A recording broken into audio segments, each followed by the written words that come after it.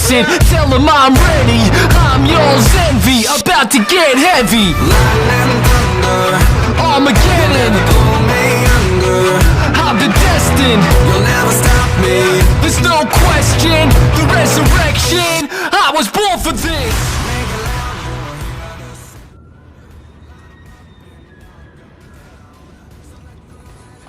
I'm coming for you now, born for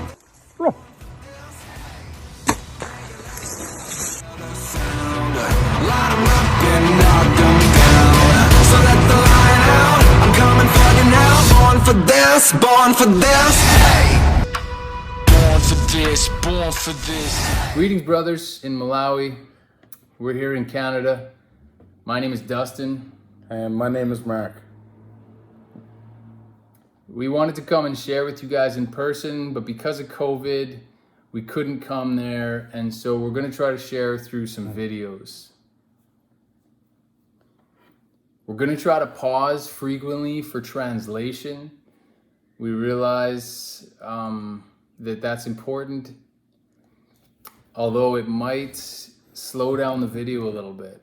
So we'll try to do our very best. Please be patient with us.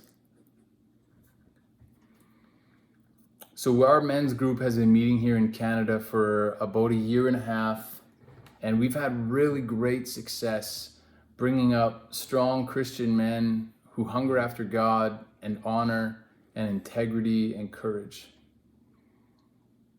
Mark, maybe you could share a little bit on your experience with our men's group. Yeah. I guess I started coming to the men's group, it would have been about a year and a half ago. And I guess since then, the growth that I've seen take place has been incredible. I haven't seen this, I guess, form of intimacy in a brotherhood anywhere. I mean, I haven't been everywhere in the world, but I've been to quite a few places, and I know that what I experience here in this men's group is something that I believe has the power and the ability to change lives, because I've seen it and I've also witnessed it in my own life. Yeah, that's so good, man. And so we just want to help impart whatever we have learned about brotherhood. We want to just help impart with you. We want to share with you. We're not here to lord our knowledge over you, brothers. We just want to share. And so take whatever you can. And if you disagree, that's okay. You don't need to take that part. Take whatever else you thought was good. So we hope you enjoy this series. We hope that all the technology works down there well. Brother Peter, we love you. I wish I could be there with you.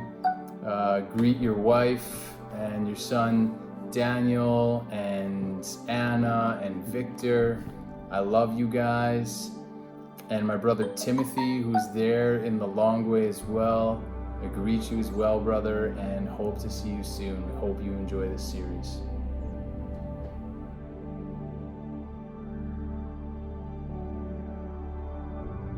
Hello, brothers. Welcome to the Brotherhood series. During this series of videos, we're going to impart everything that we have learned in the last year and a half about brotherhood and close-knit soldiers fighting shoulder by shoulder for the kingdom of God. Today, Mark and I are going to do 3 short videos on correction and how to correct your brothers and how to receive correction from your brothers. In between these videos, you can go split into small groups, take your notes with you, ask questions, have discussions, and maybe even practice some of the key practical components that we share with you. So this first short video is going to be on the why of correction. Why do we correct our brothers? What is the purpose? What is the reason? Why would we not live our own lives rather than interjecting into each other's? Mark, what do you think? Yeah, there's definitely a number of things or a number of reasons why we correct each other. But what's most important is our motive behind our why. That motive being love. Because ultimately, if what we are doing isn't in and through love, then we become like a clanging cymbal, as Paul writes in 1 Corinthians chapter 13. Man, how true is that? The times that we've tried to correct even one another out of love, separate from love, not in love. It's like I'm smashing a gong, a cymbal in the face of Mark, or he's doing likewise to me, and it's a blow. Yeah. And it's not love, and it's not encouraging. And so I just want to say that's so key, what Mark is saying, that love is the principal, most important blanket reason that we correct our brothers. And even in that, it's like when a cymbal is being just smashed in front of your face, you don't receive that. Yeah. It just, the sound is so, Hard to hear. that it really affects what you're trying to do or trying to accomplish. And so behind the why, if love is not there, you run the risk of actually pushing your brothers away. You must understand that we aren't correcting because we are irritated. We aren't correcting for selfish gain or to try and prove ourselves of something. But what if they really irritate me and drive me crazy? Still not okay? Absolutely not. All right.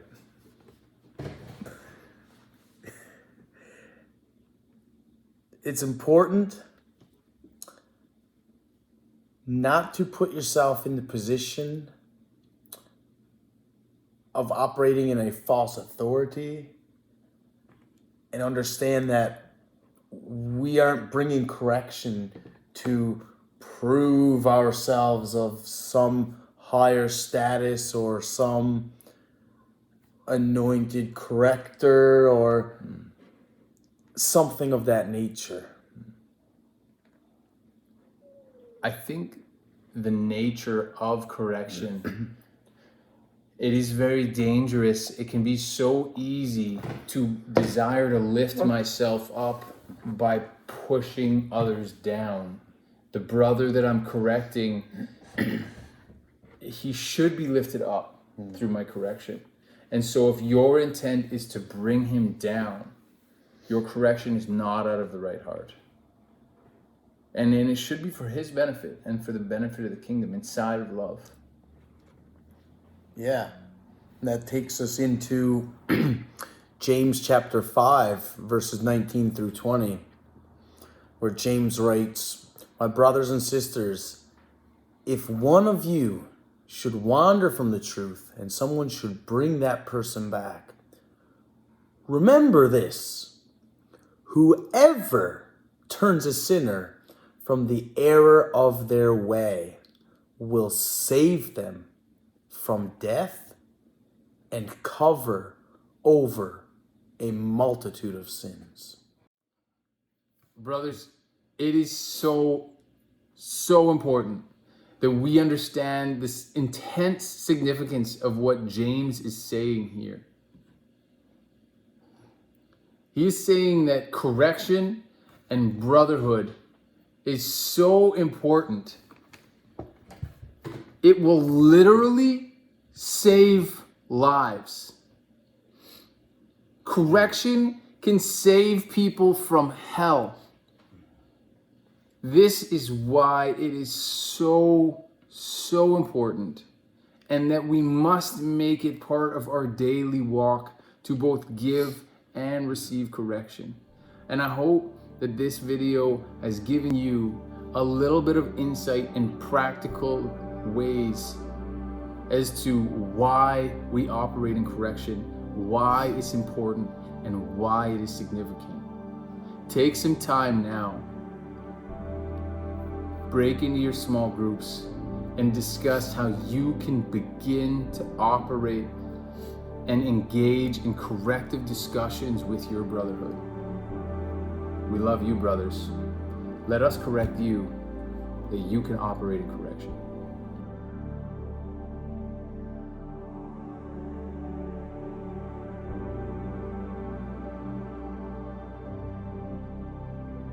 Hey guys, welcome back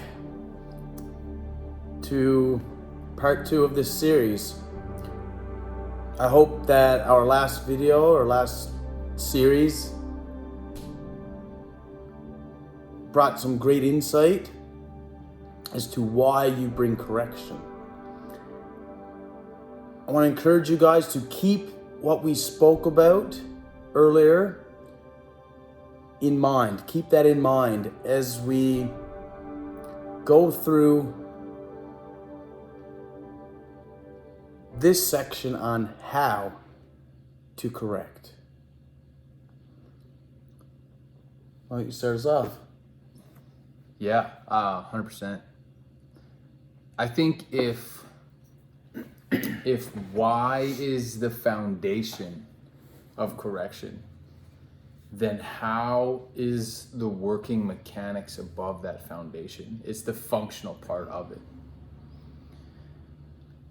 And if we don't have the why right, if the foundation is incorrect, the functioning part of correction won't operate properly. You have to understand that if your correcting is not working well, it could be because of how you're doing it, but most likely it's why. And so that has to be put in proper before you figure out the how. So one of the most important parts of correction is entering that corrective discussion with that individual as an individual, one-on-one.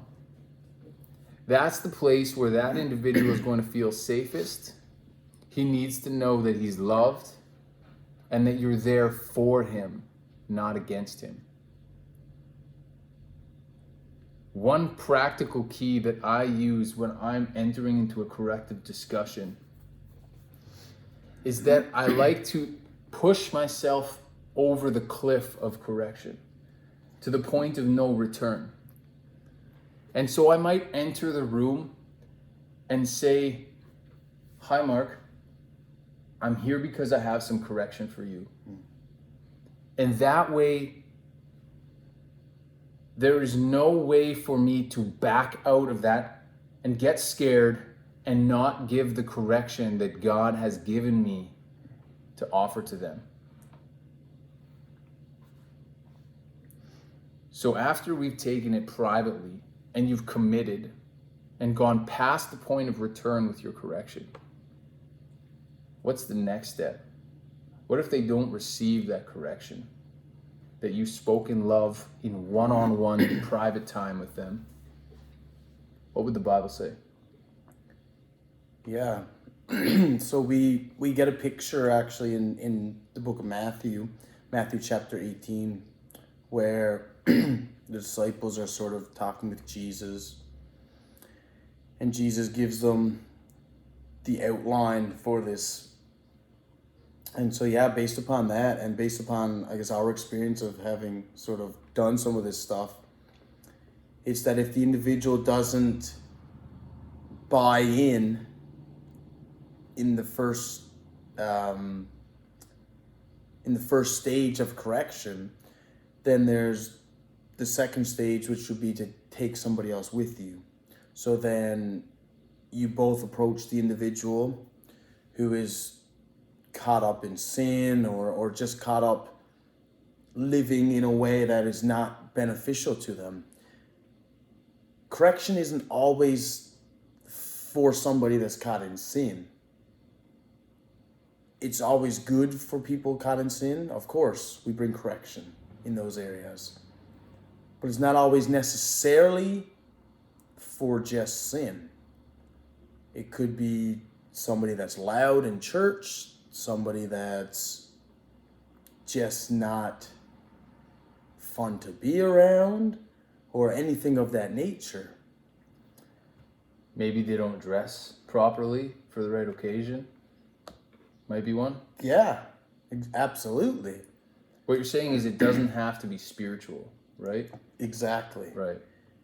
And so for those who don't, in the first stage, acknowledge that, yeah, there's something here that I need to work on.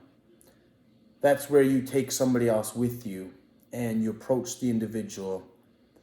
And you don't want to blow it up in these stages. You don't want to expose it in a way that everybody knows about it at this point. Because there's still the redemption that we're going after. There's still the restoration that we want. Yeah. So if we bring another person in the second stage of correction and they don't hear that, and making sure that when we bring that second person, it's someone who loves them and who wants the best for them and growth, then the word says, like Mark had pointed out in Matthew 18, that we bring them before the church. Now, brothers, hear me when I say that does not mean we bring them in front of the church building, because the building is not the church, and the church is not a building. You are the church. The church is a body of believers. And so when we bring a brother before the church for correction, it may be a group of 10 strong men, or 20, or 30, maybe 100. It's bringing him before his tribe, bringing him before his brotherhood, before his body, before a group of men who love him, to try to restore him gently. But this is all worst case scenario. What if he does listen? What if he listens in stage 1 when you went privately? Or what if he listens in stage 2? Yeah. Well, like any case scenario, when you're looking to bring correction, or why, like when you're looking to bring correction and you're thinking of the possibilities, you generally put together a plan as to the best case scenario, worst case scenario. And with the best case scenario, you might even consider doing some things with the individual, whether that is partaking in corrective courses, whether that is partaking in accountability with them, or just meeting with them weekly, once a week, twice a week, whatever you have time for. Ultimately, it's Getting in the mud with them. Exactly. And as Galatians chapter 6, verse 1 says, bringing restoration to them. So it says, brothers and sisters, if someone is caught in a sin, you who live by the Spirit, or another translation says, you who are spiritual, should restore that person gently. But watch yourselves, or you also may be tempted. So it's actually getting in there with them and saying, hey man, you're worth more than this. You're better than this. We love you. Let us help you. And then going through it step by step. Yeah. And linking arms with them and struggling with them, right? Even the smallest thing, like getting up early in the morning and going for a walk once a week with this individual. The intention is to struggle with them, not to watch them struggle. A good leader does not stand on a cliff and watch his disciple wade through the mud. A good leader is right alongside his disciple, getting dirty, struggling. He's cold, he's shivering. It's hard for a leader to, if it's easy for the leader, that's not leadership. Yeah. But that doesn't mean our correction is soft. Like, it's so important that our correction is strong and does not allow for compromise.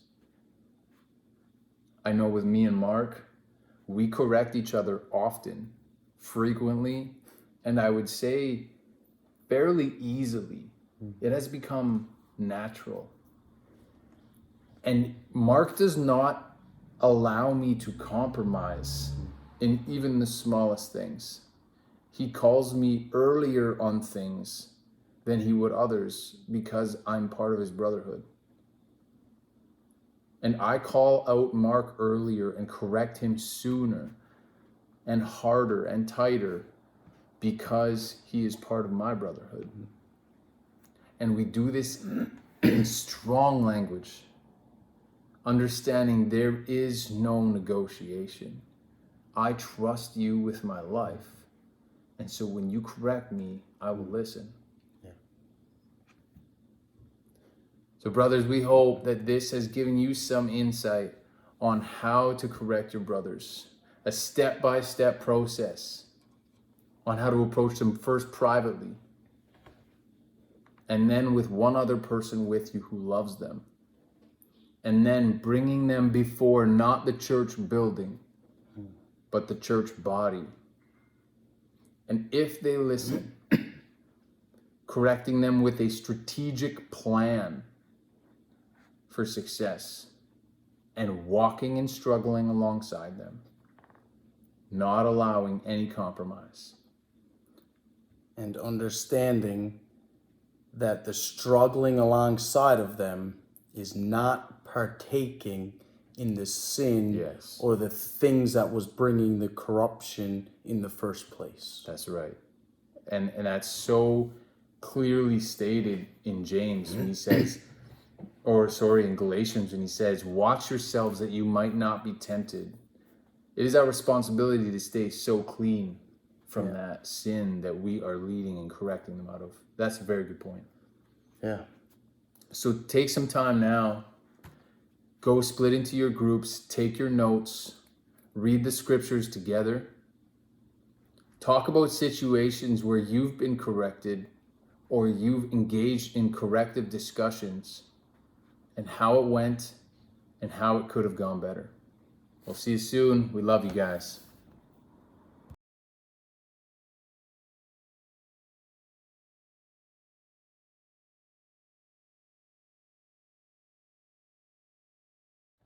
Hey guys, welcome back.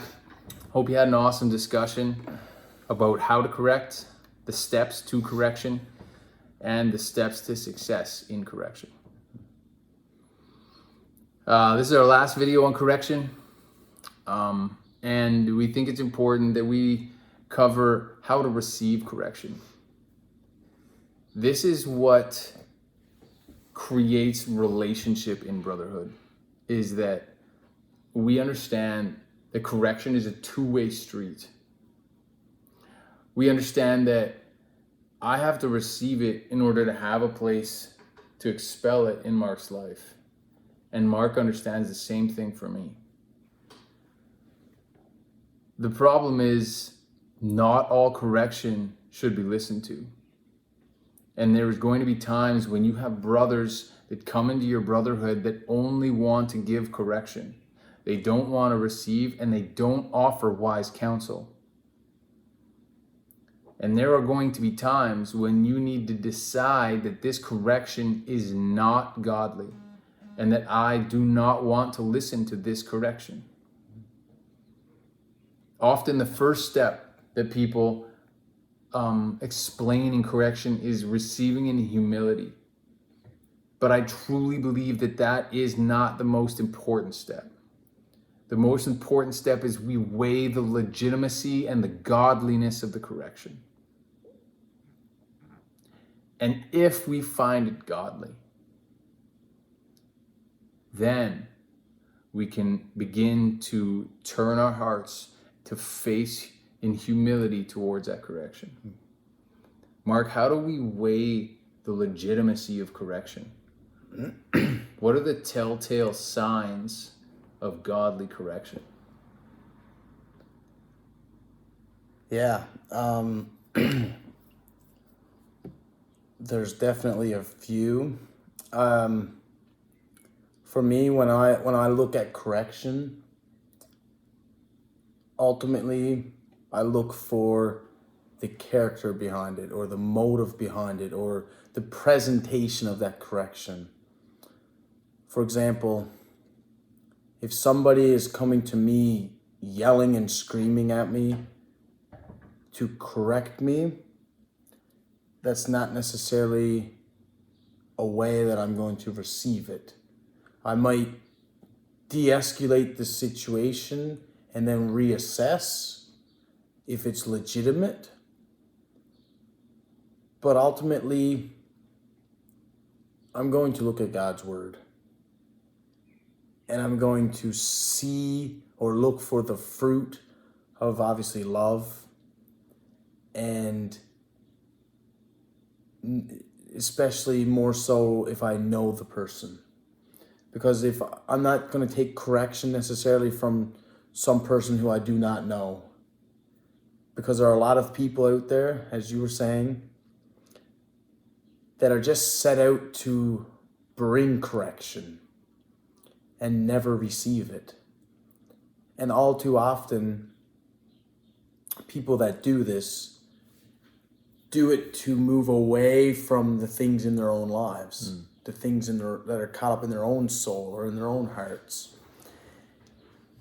And it just creates a mess. Yeah, something I've used in the past when I have someone like that in my life that feels that they have the place to speak correction, but I don't feel that it's lining up with godly values. So I will just hold my Bible like this and say, I will believe you if you can show me that in here. But if it's just your opinion, I cannot believe you. It would be an injustice to everyone else that has poured into my life if I allowed that yeast to leaven the whole loaf of my heart. And so we have to steward previous correction. It values past correction when I weigh new correction to make sure that it's authentic, to make sure that it's correct.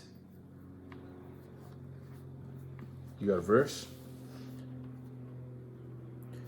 Yeah, I was just, when you brought up about the about the yeast and leavening the lump, and it's actually like in the literal, when it talks about the yeast and how it leavens the lump, it goes into speaking about how a little mental and moral corruption wreaks havoc throughout the rest of your morality, the rest of your being. And so when we have somebody that comes to us and they have mental and moral corruptions, whether it's somebody that's way off in this direction, away from kingdom, and they're just entangled in so many snares, and they try to come over here to bring correction. If we adhere or we listen to that correction, we run the risk of really like ruining our lives. And so that is why there's such an importance as to what correction we listen to, how we receive that correction, and what we do with it. Jesus said to be careful what you hear and how you hear it. Yeah.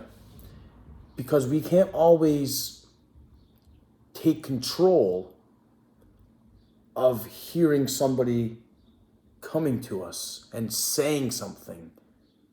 We can't necessarily stop that.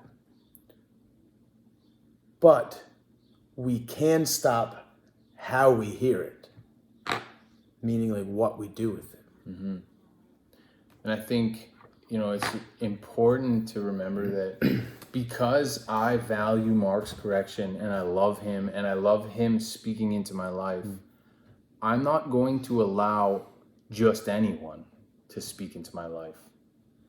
That would make his voice less important. If I let any person off the street come and correct me, why would Mark continue to speak his valuable words into my life? And so how I hear Mark might be different than how I hear some random stranger speaking correction. Yeah. So if we've waited, if we've decided the correction is legitimate, godly, how do we receive it with humility? That can be very hard, painful, right inside your heart, like a knife. Yeah. The Israelites said to Peter, the Jews said, "We are cut to the heart, brother. What do we do now?" Isn't that the best question? What do we do now? I think that opening myself up to the strategic plan of the person who corrected me is the greatest level of humility. If Mark corrects me, I don't begin to all of a sudden, that's so easy. When his voice speaks into my life, I want to start thinking of ideas about how I'm going to fix me. But that is not effective, and it's not humility. It is better, brothers, that you submit yourself to his plan. The brother who came to you, who loves you, say to him, "What must I do? I'm cut to the heart, brother. What must I now do?" What do you think? Yeah.